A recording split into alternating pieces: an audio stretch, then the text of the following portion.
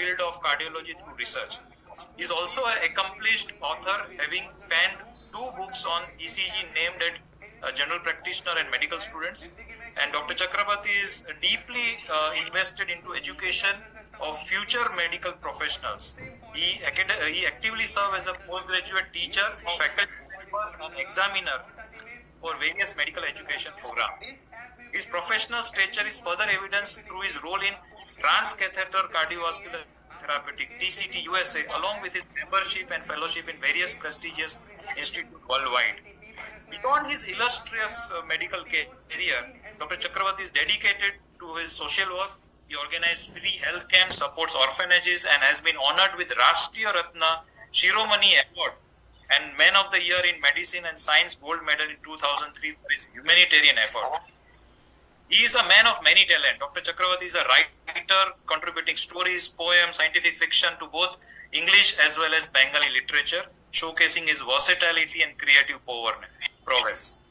Dr. Ravin Chakrabarti's multifaceted career is marked by outstanding achievements, global training, and dedicated to social causes, making him a pillar in medical community. So this webinar presents a fantastic opportunity for all of us to enhance our understanding, with respect to beta blockers.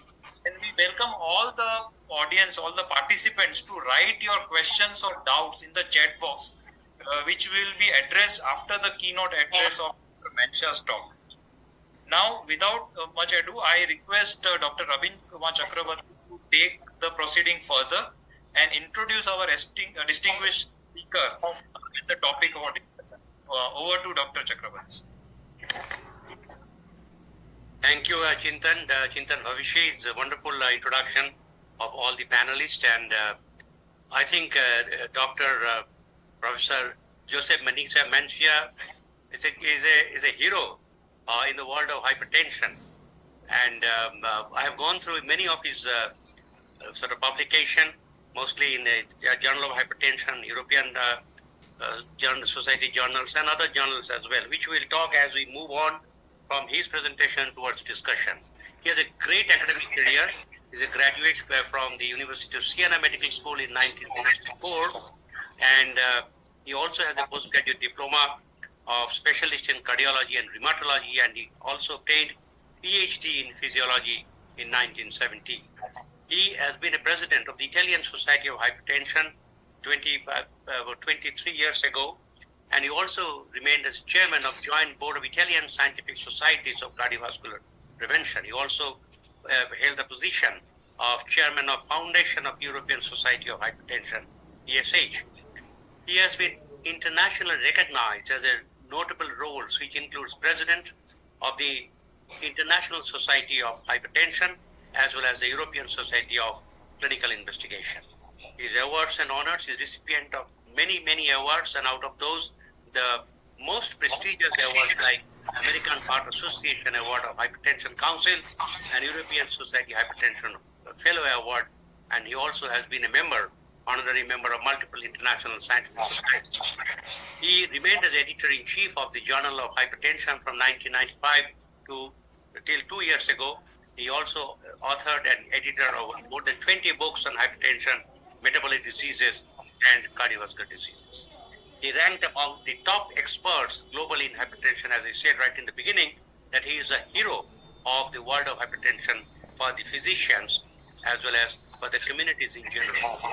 And he has a number of awards for excellence in research. So it's a great opportunity and privilege for me to introduce Professor Mancia here in this forum so that our colleagues can hear him and also feel free to talk to him and have shared their thoughts with Dr. Mancia, and that's how we move forward. Without any more delay, may I now request Professor Giuseppe Mancia to start his presentation, a new thought of re-emergence of beta blocker in the treatment of hypertension.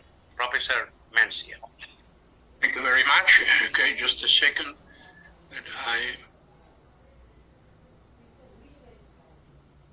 Can you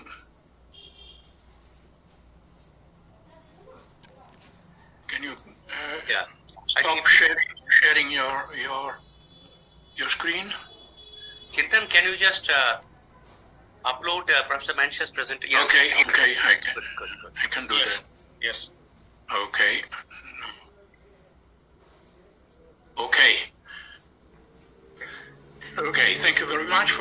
introduction. It's a pleasure and an honor for me to have a chance to speak on some important issues regarding hypertension with such a together with so many distinguished colleagues.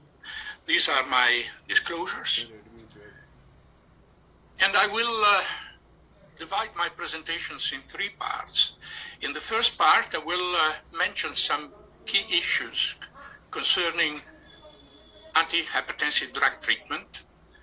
In the second part, I will derive from the recent guidelines of the European Society of Hypertension, which will be published in the December issue of the journal Hypertension. Then the second part will be devoted to the position of beta blockers in these guidelines. And the third part, I will mention the advantages and the opportunities associated with use of third generation beta blockers, in particular nebivolol. Well, this is the title of the recent European guidelines, and these are the authors. It has been, and it will be, as you will see, a rather comprehensive document, many pages, many references, and many issues, including more than 50 comorbidities, are included in these guidelines for the first time. Now, the first point I would like to emphasize is the choice of blood pressure for the treatment of hypertension. Which blood pressure shall we use?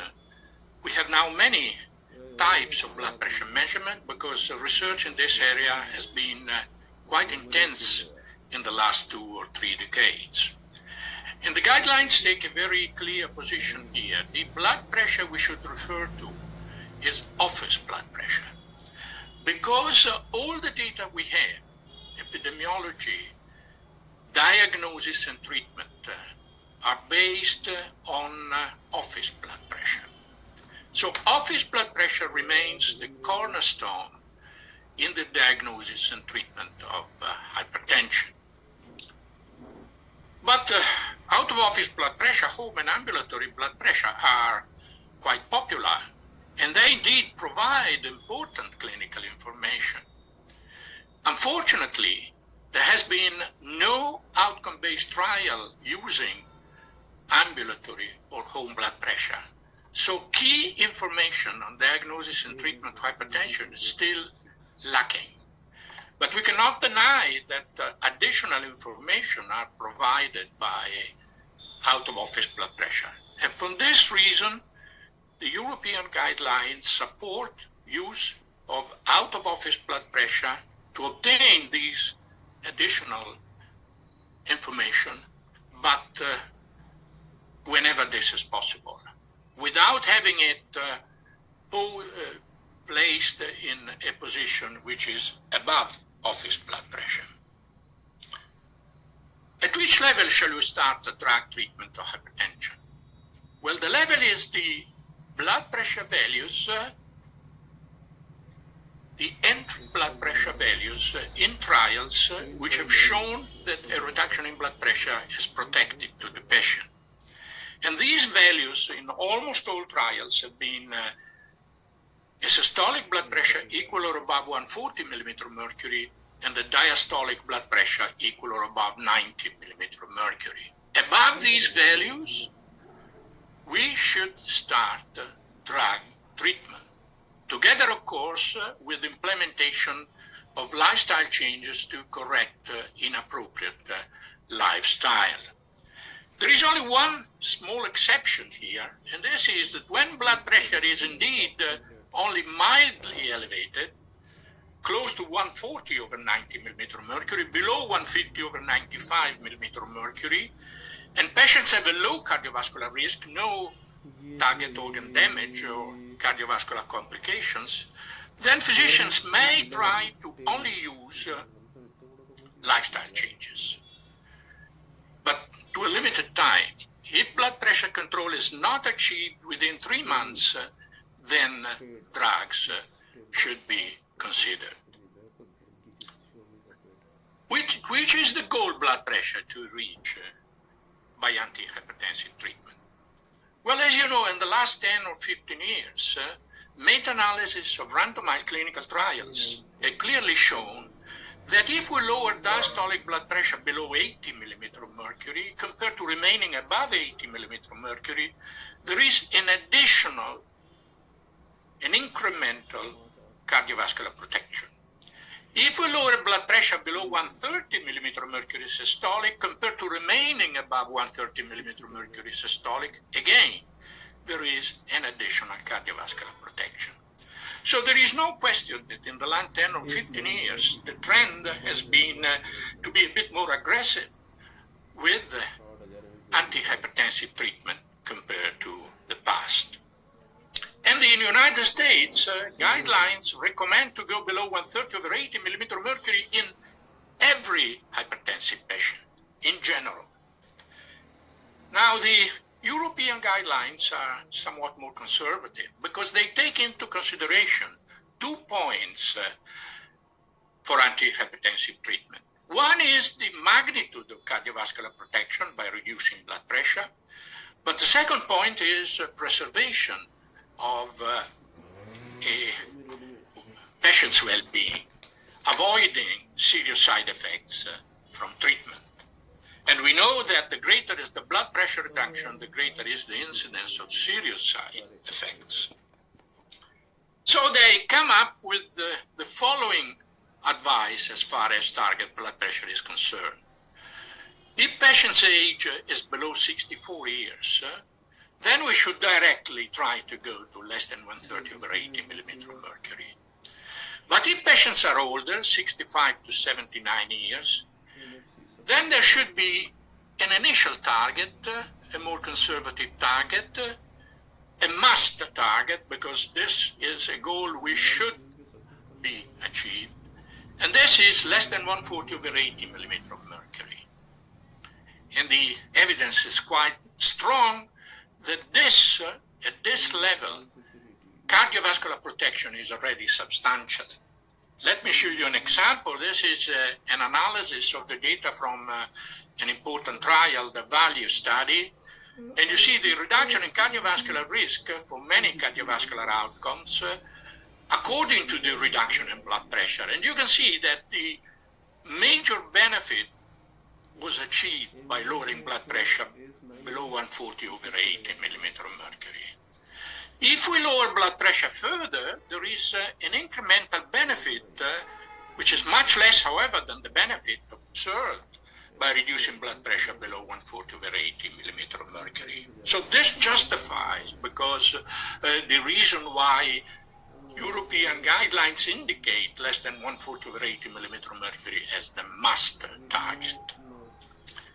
But if treatment is well tolerated, then doctors should try to go below 130/80 millimeter of mercury, even in patients aged 65 to 79 years, because of the incremental benefit. But tolerability should be a criterion to consider in this regard.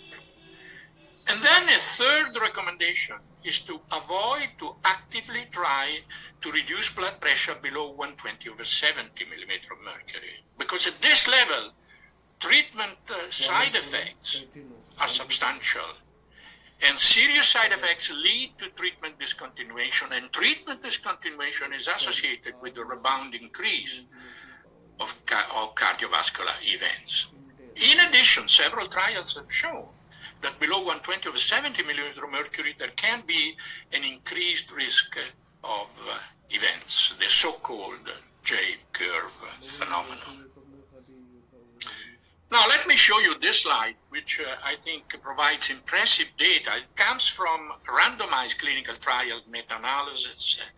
And the red line shows the association between blood pressure reduction and the incidence of side effects leading to treatment discontinuation. And you can see that there is an impressive increase in treatment discontinuation if blood pressure reduction is substantially greater.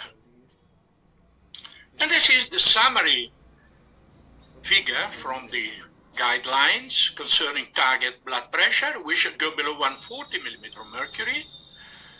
And if treatment is tolerated below 130 millimeter mercury systolic.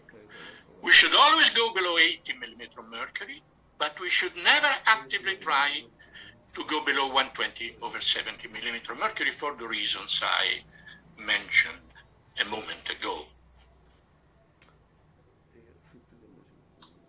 Now,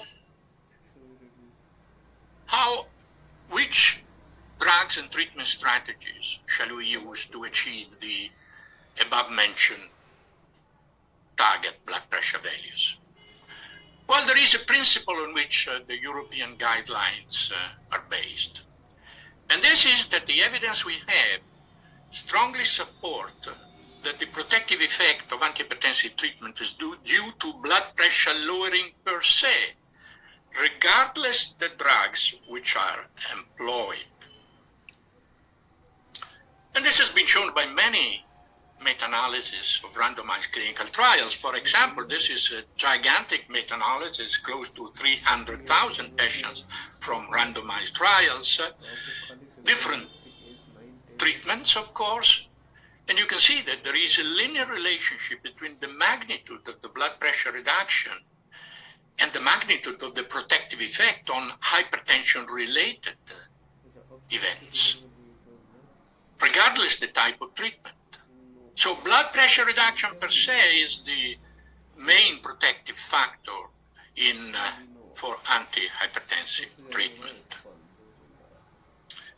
But this also leads to another point, which is emphasized by guidelines. If blood pressure lowering per se is the most important factor in cardiovascular protection of hypertensive patients, then the greater is the number of available drugs, the greater is the chance that we can find the effective drug in an individual patient, that we can tailor treatment to the patient's need. And guidelines have adopted a number of criteria to select the drugs which can be considered the major antihypertensive drugs for treatment. Drugs have to lower effectively office and out-of-office blood pressure. There has to be evidence from placebo-controlled trial that use of these drugs is associated with reduction of cardiovascular events, the total cardiovascular events, but also heart failure, coronary disease, and stroke.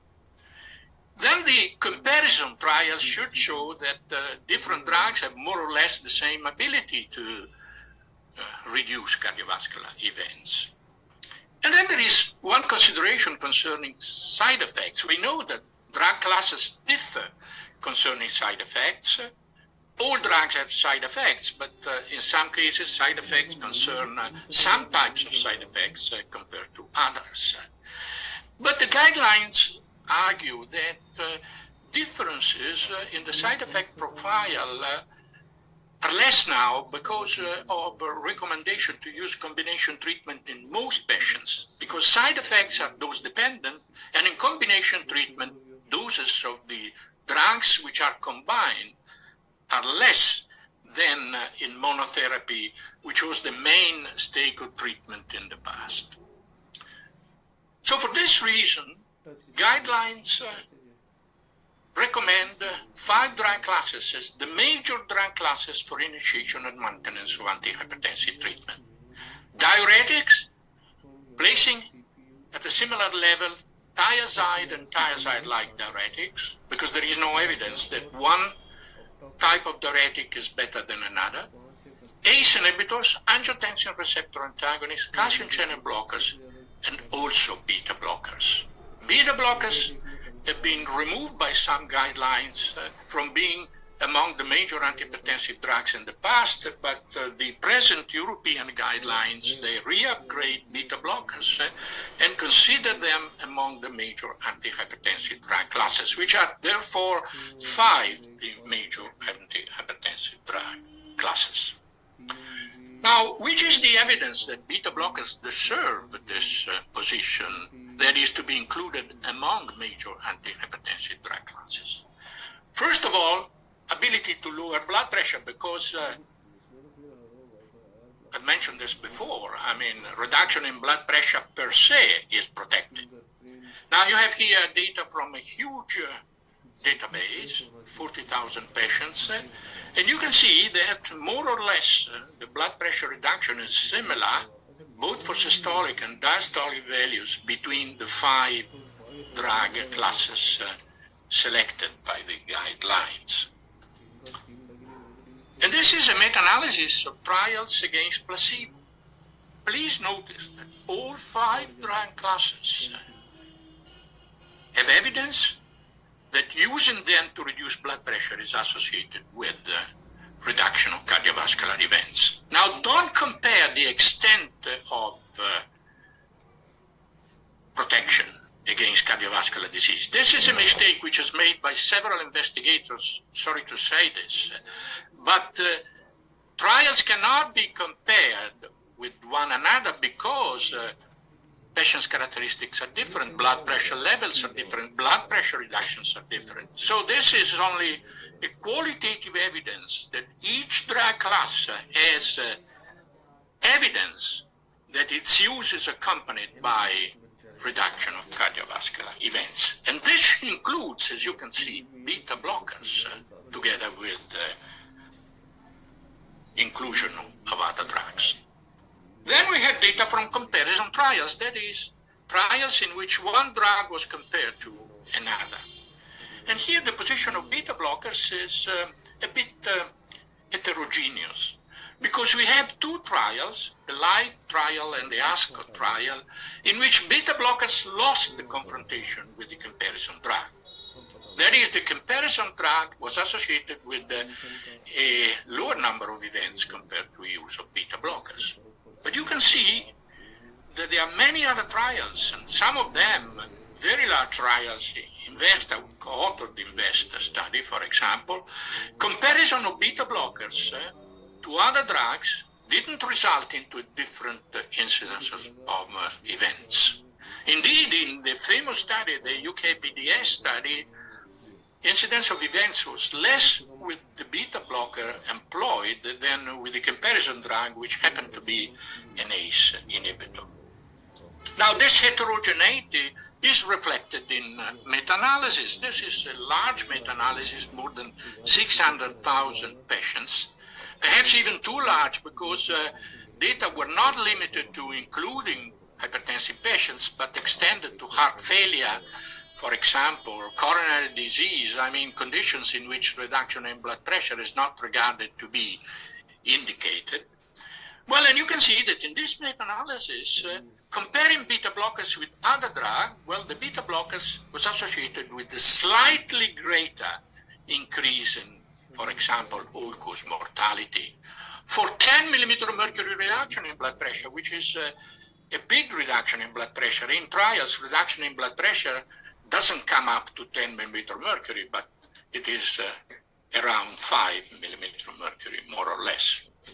But then there are several other very large meta-analyses which show that when we compare one drug with another in trials, for a similar reduction in blood pressure, there is not really any substantial difference in cardiovascular events. You can see comparison between 5 drug classes, including beta blockers against other drug classes. And either in patients aged below 65 years and in patients above 65 years of age, there was no difference for a similar blood pressure reduction in the risk of cardiovascular events.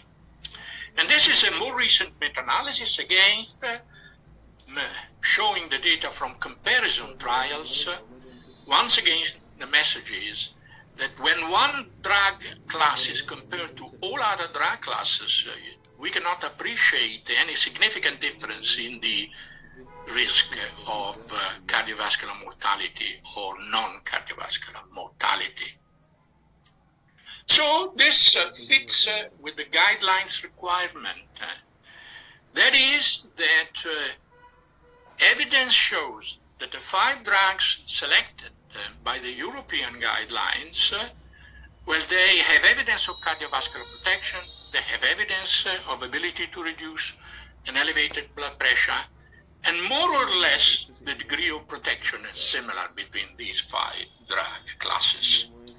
The advantage being, of course, that the greater is the number of therapeutic options, the greater is the ability to extend effective treatment among hypertensive individuals.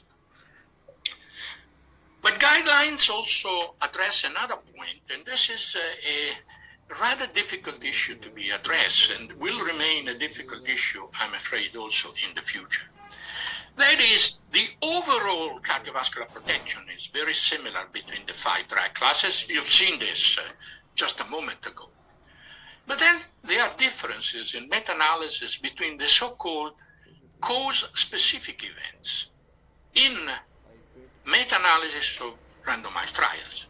For example, beta blockers appear to be less effective in protecting against stroke, but this is the case also for ACE inhibitors in very large meta-analysis. Beta blockers and ACE inhibitors more or less share this feature. Calcium channel blockers are less protective against heart failure, while thiazide diuretics and even thiazide-like diuretics have shown a greater ability to protect against heart failure. How should we look at these data? Well, the European guidelines consider the overall cardiovascular protection more important than these differences on cause-specific events, which are still unclear because they can be due to some confounding factors. Let me address, because this is a specific topic I am talking, the question of stroke and beta blockers. Which is the reason for the data showing a lesser protection against stroke than by beta blockers? And there are several possibilities. Some of them not being addressed by evidence. For example, there is no evidence that beta blockers have any direct damaging effect on the brain. There is no evidence that they dysregulate blood flow autoregulation. Now, it could be that the responsible drug is atenolol, which has been used in most antihypertensive treatment trials, because atenolol was used on a once-a-day basis, and we know that the half-life of atenolol does not allow blood pressure to be controlled throughout the 24 hours.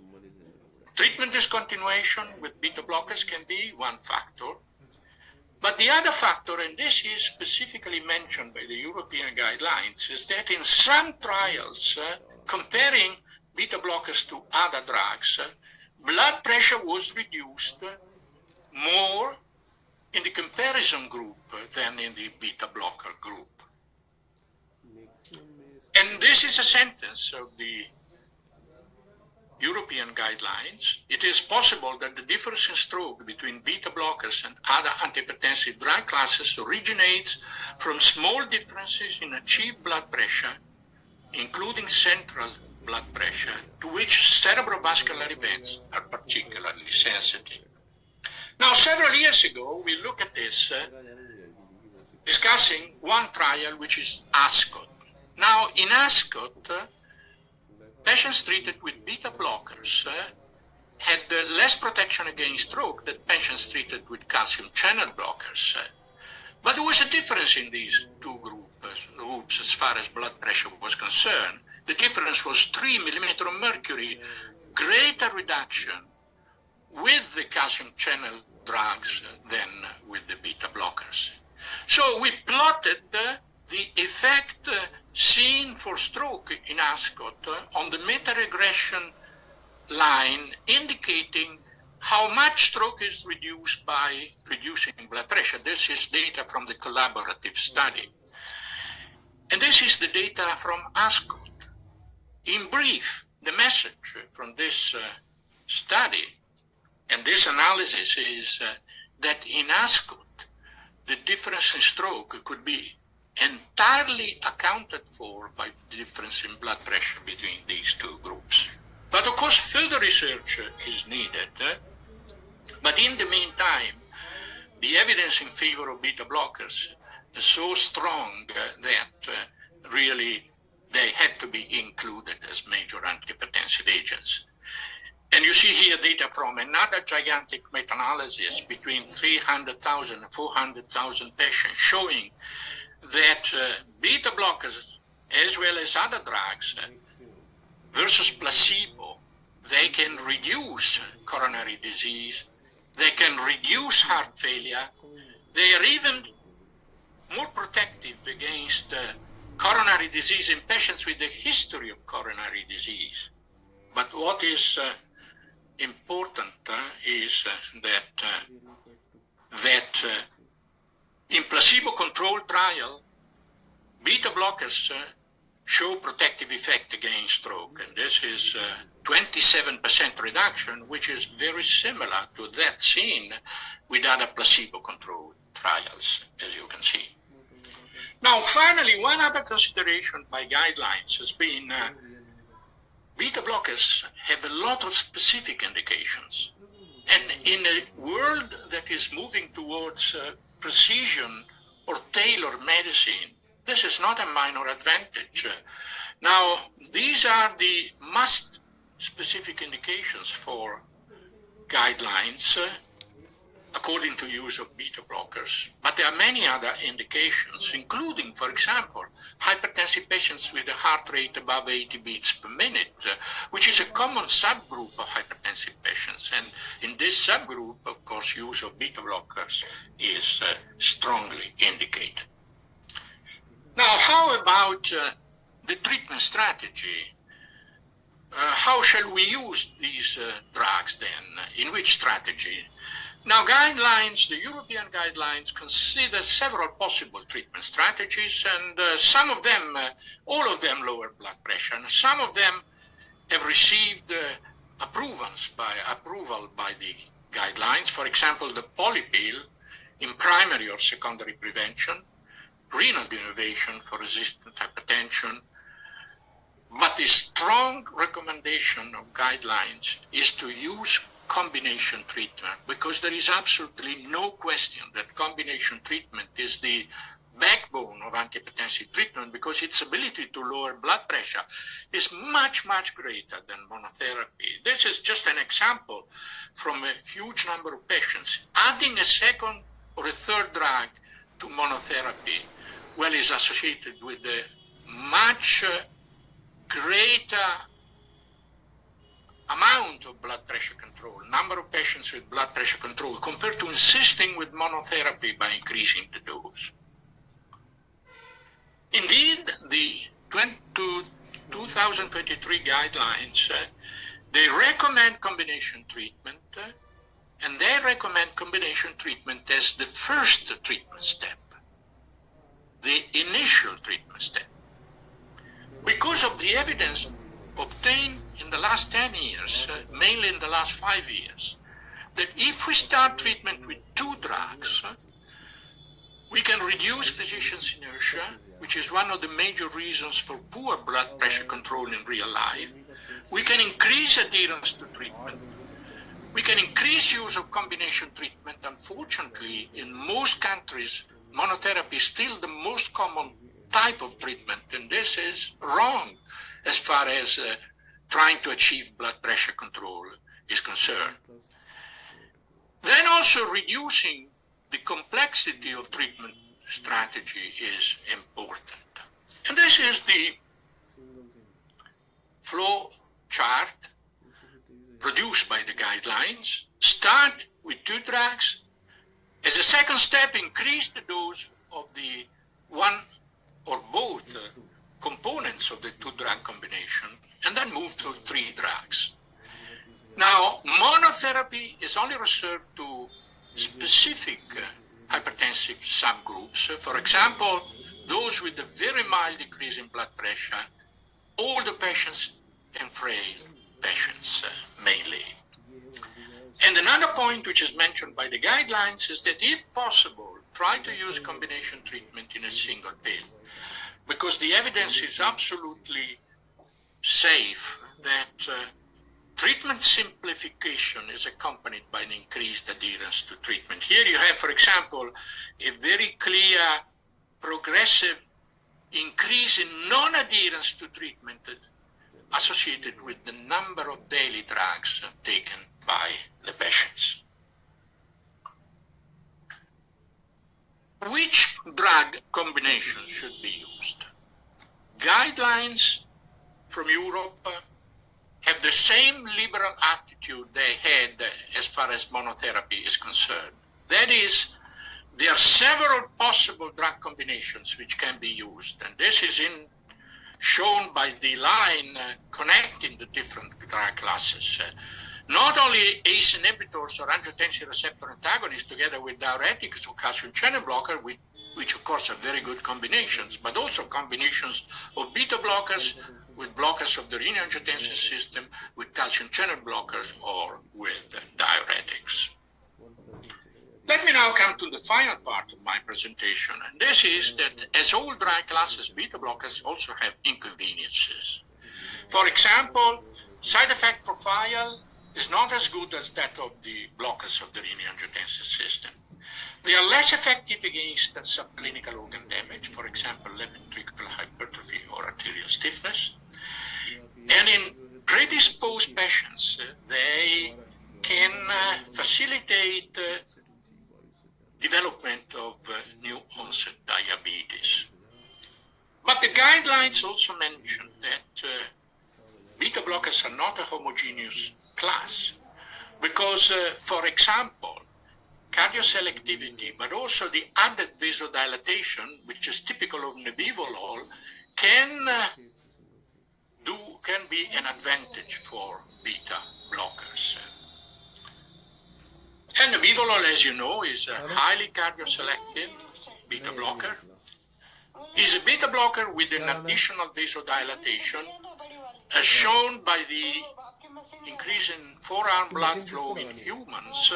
And the vasodilatation is caused by increased secretion of nitric oxide from the forearm cell, because giving a specific inhibitor of nitric oxides can abolish the vasodilatation, as you can see. Now, the added vasodilatation, together with the beta blockade, makes nebivolol a very effective antihypertensive agent, as you can see from this large database in which nebivolol was compared with many other antihypertensive drugs. But what is important is that the combination of a vasodilatation and the beta blockade completely changes the hemodynamic profile of the drug. With classical beta blockers in yellow, atenolol, the blood pressure reduction is entirely caused by reduction in cardiac output. There is no reduction in total peripheral resistance. With nebivolol, the reduction in blood pressure is due to a reduction in peripheral resistance, see the data in blue, with no reduction in cardiac output. And no reduction in cardiac output means no reduction in skeletal muscle blood flow where resistance to insulin develops, on renal blood flow, on coronary blood flow, and so forth. So, and also, preservation of cardiac output is probably responsible for the fact that the tolerability profile of these drugs, of nebivolol, is better than that of classical beta blockers. And this is mentioned by the European guidelines. And the better tolerability extends to the sexual area. This is a comparison study. Nebivolol was compared with atenolol, and you can see that atenolol reduced the sexual activity, but this was not the case for nebivolol. Discontinuation, because of serious side effects, of course, is better with nebivolol compared to all other beta blockers. And even the effect on subclinical organ damage seems to be better with nebivolol than with other drugs. This is an animal study. Arterial stiffness measured by pulse wave velocity was reduced by nebivolol.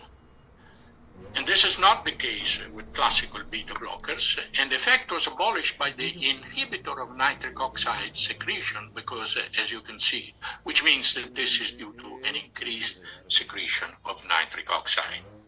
And finally, the data from the senior study show that presumably because of the vasodilatory effect of nebivolol doesn't share with the classical beta blockers the increased risk of new onset diabetes. Here, as you can see, nebivolol did not significantly differ from placebo as far as incidence of new onset diabetes was concerned.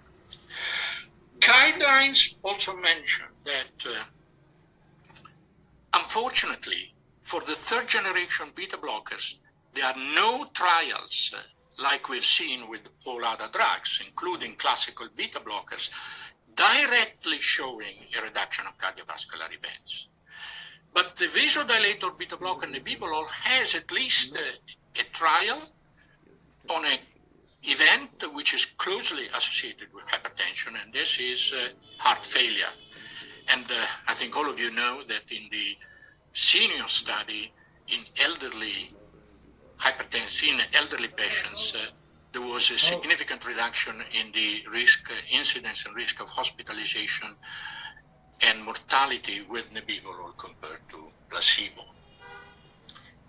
Now, I doubt that the future will give us trials on this aspect. The trials are becoming less and less common for many, many reasons. And guidelines mention this important issue as far as future evidence is concerned. And they mention and emphasize the importance of real-world studies for having further evidence, including evidence of differences between drugs. And they are becoming more and more common and will be more and more common in the future. These are sentences from the guidelines. And this real-life research has several advantages over classical trials. The number of patients can be counted in 100,000, if not million. Population is heterogeneous, while in trials is homogeneous, so we can study subgroups of patients much more in depth. Then cost is much less. Data can be obtained rather quickly because it's only a matter of calculation. Data are already there. And some important aspects of medical research can be better addressed by real-life research than by trials. For example, adherence to treatment and therapeutic inertia, because in trials, these two factors are almost not existing because patients and doctors are under pressure to apply the decided protocol.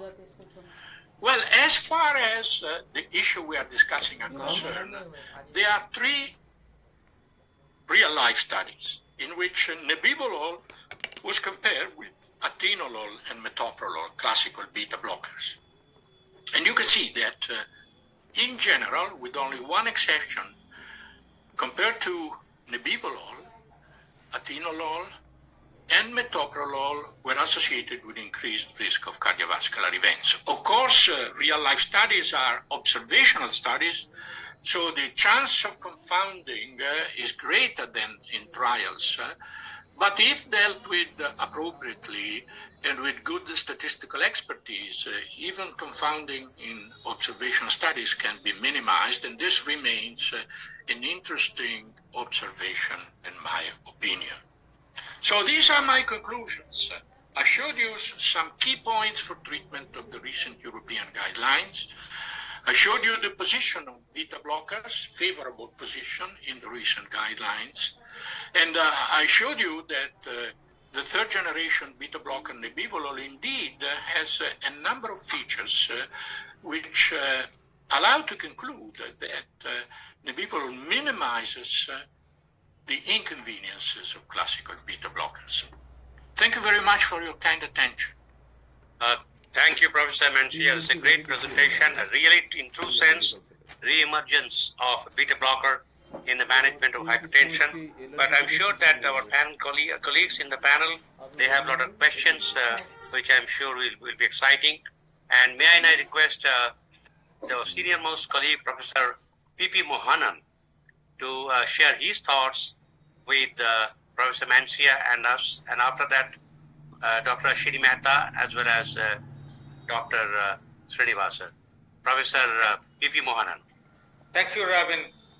Professor Mancia, we were enthralled by your lecture, but then I have few fundamentals questions because whatever data I have shown, most of them has come before even the 2018 ESH guidelines on hypertension on beta block.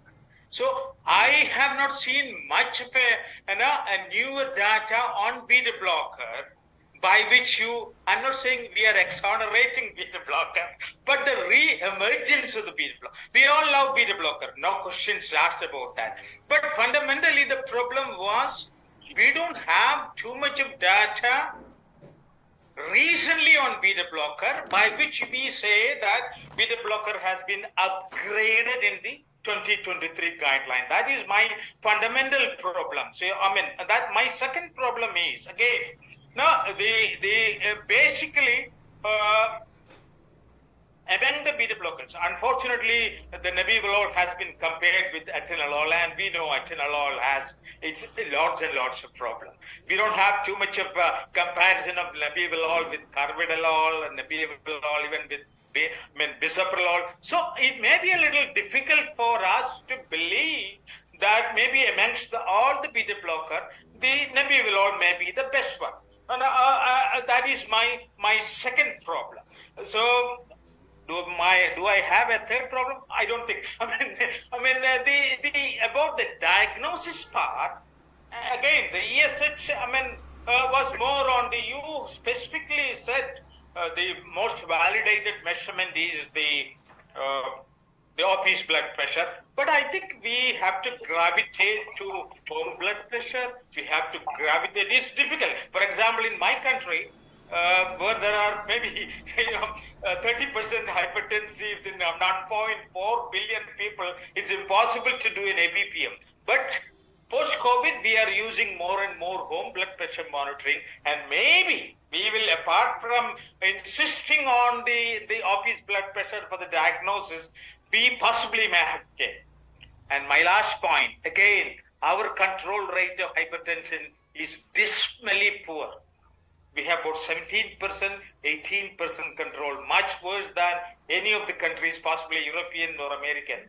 I think we have to do something very, very urgent on implementing these implementation science. Thank you. Thank you. Thank you, Mohan. Even the compliance of our patients' population is far less than what is expected.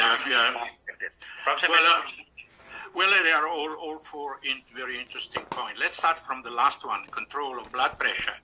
Yes, this is a big problem. But this is the reason why combination treatment, initial combination treatment has been recommended. And we hope that it will be effective because the evidence is that, I don't know why, but our own database from Lombardy, more than 10 million people, we could see that adherence to treatment, long-term adherence is improved by initial combination treatment. In those starting treatment with 2 drugs, not 3 drugs, 3 drugs come later, no, but starting treatment with 2 drugs. But the second factor, which is important, that we look at, for example, prescription of doctors in the Lombardy database, so again, million people, how they move to combination treatment over the years. 3 years was the observation period. In patient starting treatment with 1 drug. Now, prescription of combination treatment slowly increased, but at the end of the 3rd year, it was 30%.